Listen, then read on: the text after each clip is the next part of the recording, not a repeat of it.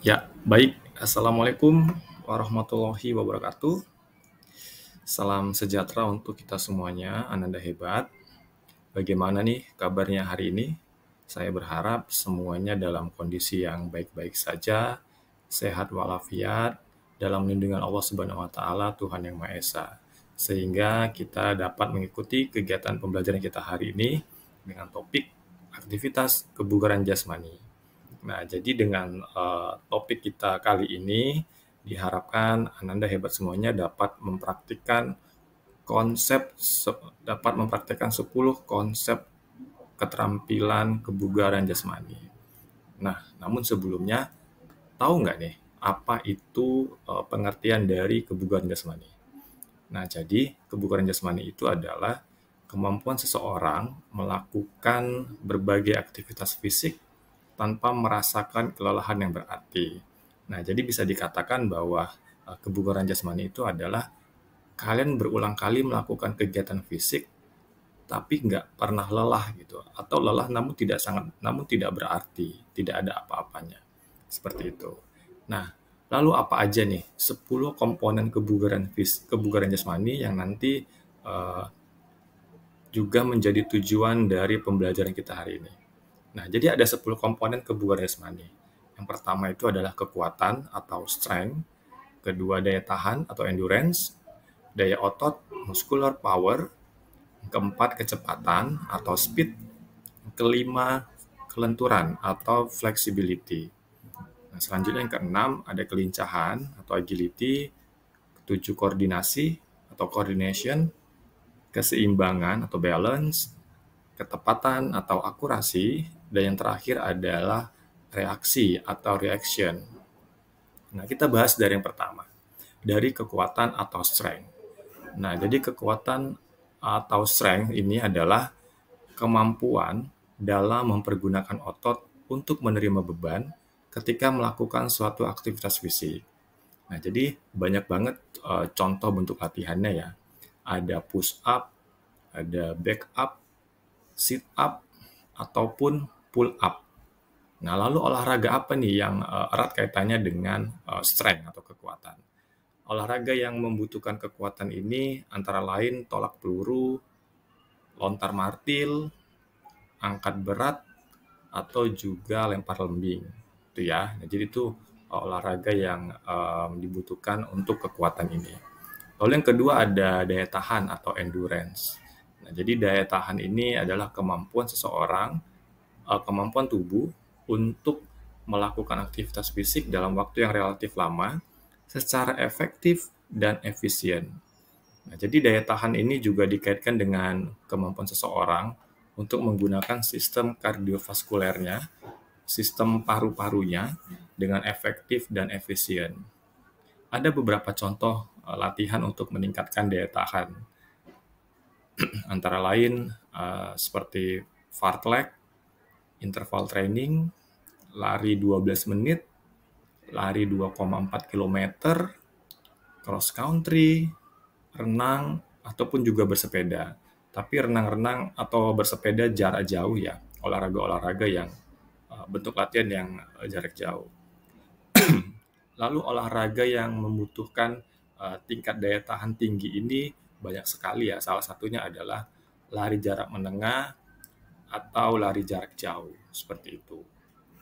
Nah, lalu selanjutnya yang ketiga ada daya otot atau muscular power.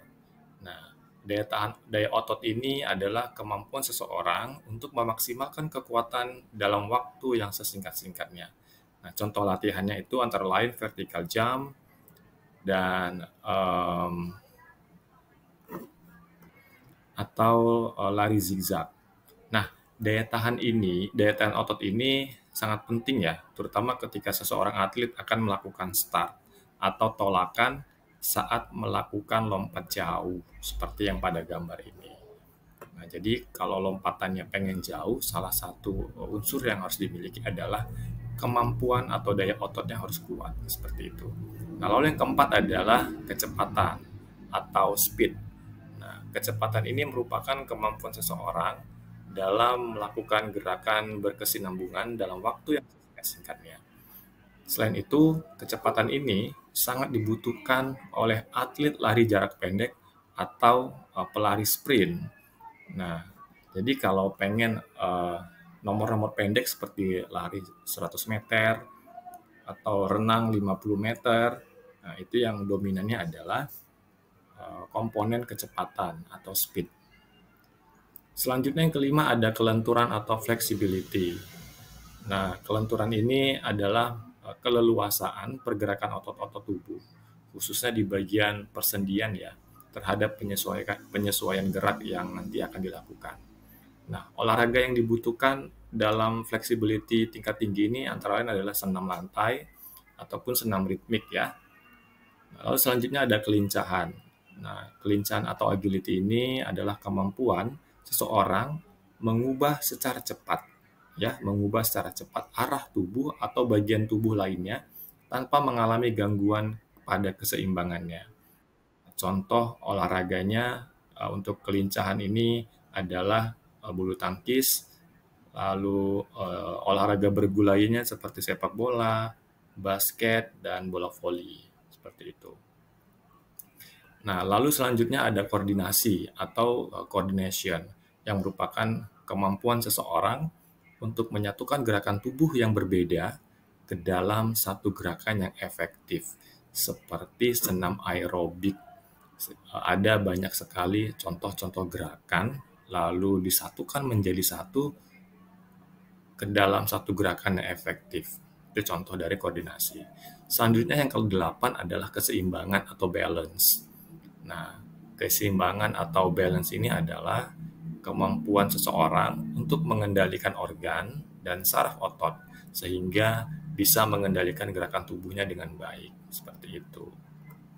Nah, yang ke-9 adalah ketepatan atau akurasi, yaitu kemampuan dalam mengendalikan gerakan dalam sasaran. Nah, olahraga yang dibutuhkan untuk ketepatan atau akurasi tingkat tinggi ini itu antara lain adalah panahan, seperti itu ya.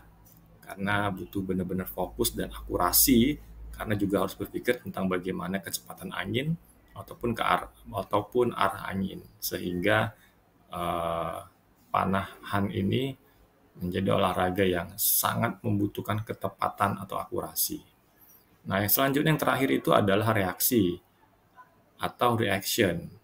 Nah, yang merupakan arti dari kemampuan seseorang dalam menanggapi rangsangan atau stimulus yang diberikan orang lain dari penjelasan yang tadi saya sampaikan. Baik, nah itu merupakan sekilas dari materi aktivitas kebugaran jasmani. Semoga dapat dimengerti, dapat dipahami. Salam sehat selalu untuk Anda semuanya. Saya akhiri. Wassalamualaikum warahmatullahi wabarakatuh. Terima kasih. Bye.